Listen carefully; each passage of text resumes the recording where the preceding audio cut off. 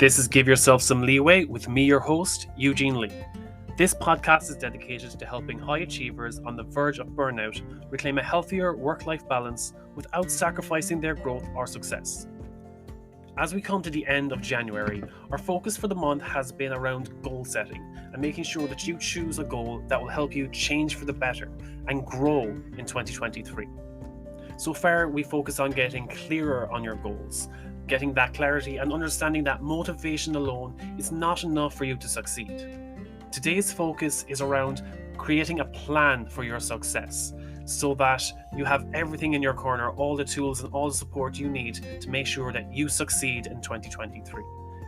If you enjoy this episode and truly get value out of it, please share with a friend or someone who you feel may also benefit from using this episode, and also rate 5 stars on Spotify so that it's more easily found by anyone else who may be looking to change for the better in 2023. Thank you, and I really hope you enjoy this episode. So how do we plan for success? Many of you may be familiar with this technique or at least heard of it, but the best way that I've come across and the most short, sweet, and simple way is using SMART goal setting. First, it's important to understand that not all goals are created equal. There's a sort of science to creating and writing your goals.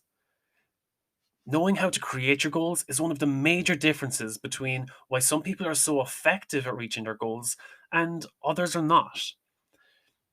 The principles behind SMART goal setting have been found in journals and books dating to over 100 years ago. And success from generation to generation leaves clues. And these goal-setting principles have been proven over the test of time to be successful. And anyone who says that they're not successful, probably clickbaiting material. They're just trying to go against the norm. But SMART goal setting has been proven, tried and tested to help you succeed in your goals.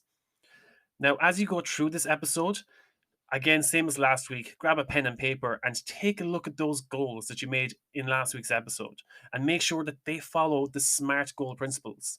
If they don't line up with the SMART goal principles, then it may be necessary to make some changes to your goals so that they reflect the SMART goals. So what makes a goal SMART? Well, SMART is an acronym, SMART. Specific, measurable, achievable, realistic, and time framed. So first you need to make sure that your goals are as specific as possible. Many people set goals that are just too vague in nature and not very precise. The problem with this is that it makes them hard to determine, how to get to their goals and how to judge when they've actually achieved them. For example, some people say, "Oh, I want to be wealthy in 2023," or "Oh, I want to lose some weight." And that's just too vague because how will you know? How will you be certain when you've reached that goal? Is being wealthy earning an extra €100 a month? Earning an extra 100,000? Earning 100 million by the end of the year? Or losing weight? Is it losing fat? Is it losing water weight? Do you care if you're losing muscle? In other words, you may reach for those goals, but you still don't know how you get there, or you may find that you don't have the motivation because you don't actually know what you're striving for. Therefore, it would be in your best interest to specify in that goal, like, I will lose £5 by the end of the month, or I want to make €10,000 extra a month this year, or I want to save up an extra €20,000 by the end of the year towards a deposit for my house. And then at the end of the month or the end of the year, you'll simply be able to take a look at your weight if you're looking at weight loss, or if you're trying to save money, you can just take a look at your bank balance, and then you can see how much your progress you're making and compare it to your goal. Having measurable goals tends to go hand in hand with being specific. So, for example, let's say you're working on a project at school or in college or at work, and for this year you decide, I want to be more committed and more involved in this project. But how would you measure that? How would you be able to tell that that goal has been reached? What is the criteria? So instead, you could state a clear objective, such as to be more committed to this project, I am going to attend every meeting this month and study and focus and dedicate an hour every day to focus on this project. See, creating goals that are more simple and concrete and that are measurable make it easier for you to track your progress. To help you build confidence in your goals, they need to be reasonable and achievable. So, in other words, you don't want to set yourself up for failure by giving yourself such a big goal, as it won't help you achieve it or help you stay motivated. So, let's say, for example, a person is trying to write a book, and they tell themselves, if I start the book now and give myself 2 weeks, I'm going to have the whole book finished in the next 2 weeks. But let's say that the person has other responsibilities, such as a full time job, family commitments, or other responsibilities in their life. Can they put everything else on hold and just focus on the book for 2 weeks? Probably not, especially if they've never considered all the steps that are required to write a book. Instead, the person could take a look at their schedule and take all the steps required into account and say, okay, I will write the outline for my book this week. And then next week, I'm going to dedicate 2 hours per day for the whole week and see how I get on. Then reassess my schedule and see how much more that I have to go. Again, it may be that the person does finish the book in the 2 weeks because they get really inspired and motivated and they end up having more time in their schedule than they had anticipated. But it is better to go above and beyond on your tiny, more achievable, realistic goals and feel that win than it is to make a goal that is so big and so overwhelming that it's just not achievable and that would just demotivate you from wanting to continue.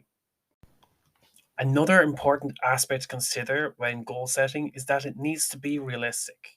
Now, with that said, I am a big believer in having big visions and being imaginative and creating stretch goals. However, it is important that you understand your current capabilities and your current capacity when it comes to making these goals.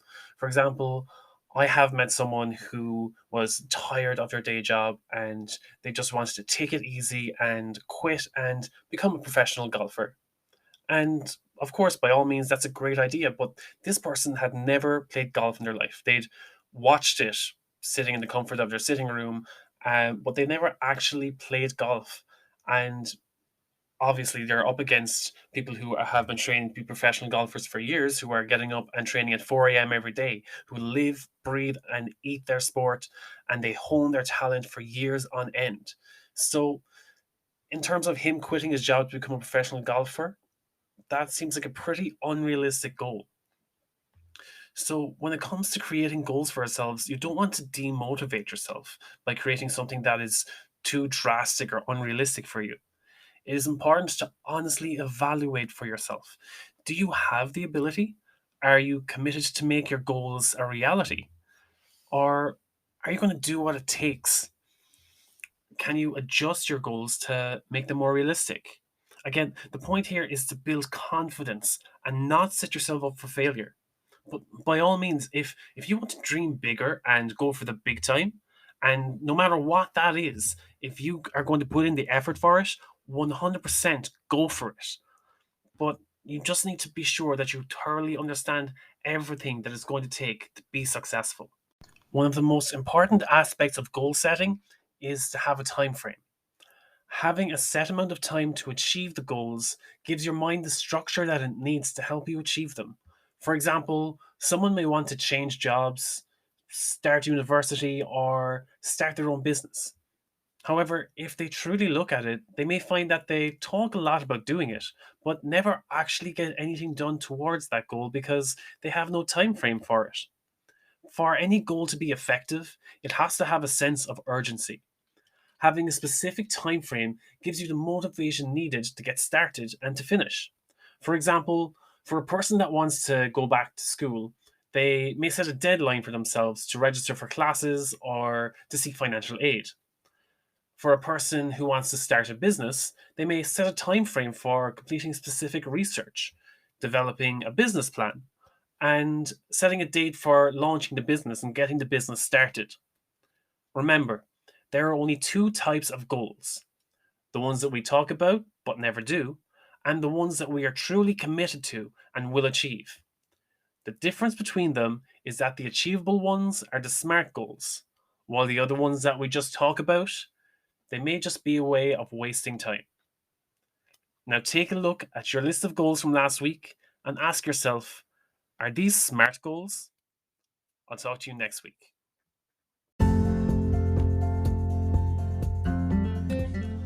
Well, I hope you liked this episode and I hope you found it helpful.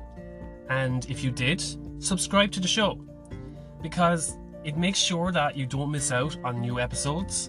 And it also helps me because it increases the rankings of the show a little bit, which of course makes it a little more easily found by other people who may like it just as much as you.